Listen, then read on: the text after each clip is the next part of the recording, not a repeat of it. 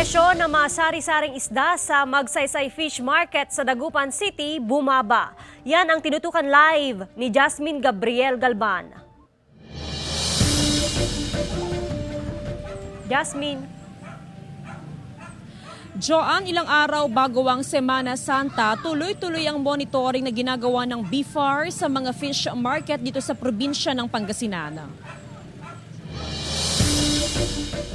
Isang linggo bago ang Semana Santa, patuloy ang pagbaba sa presyo ng sari-saring isda sa Magsaysay Fish Market sa Dagupan City. Nasa 20 pisong ibinaba sa kada kilo ng oriles, bisugo at malaga. Doble rin ang ibinaba sa presyo ng galunggong, na ngayon nararanasan ang maraming supply. Halos doble po kasi nung nakaraan po 200, 180. Ngayon 100 po. Nakakakuha na po. Mas mabuti para maraming mabibili ng mga mahihirap. Sa monitoring ng BIFAR Region 1, mananatiling sapat ang supply ng isda sa Semana Santa. So far, ang supply po ng isda po natin ay hindi po problema. Meron po tayong enough na supply para po sa darating po na Holy Week. Nagpatupad ng bawas presyo sa produktong petrolyo ang ilang kumpanya ng langis ngayong araw, March 28, 2023.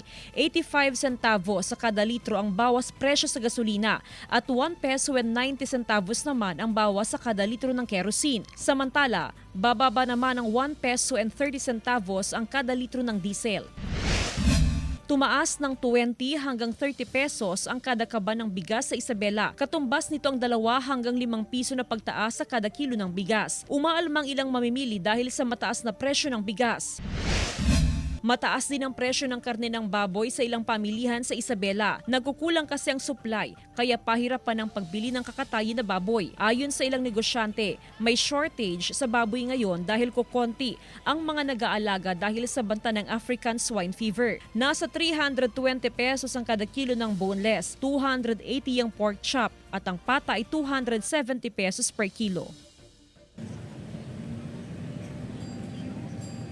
Joan, kumpara noong nakaraang mga linggo ay mas marami yung available na supply ng bangus ngayon dito sa Magsaysay Fish Market. Bumaba din ng halos 20 pesos kada kilo yung presyo ng bangus.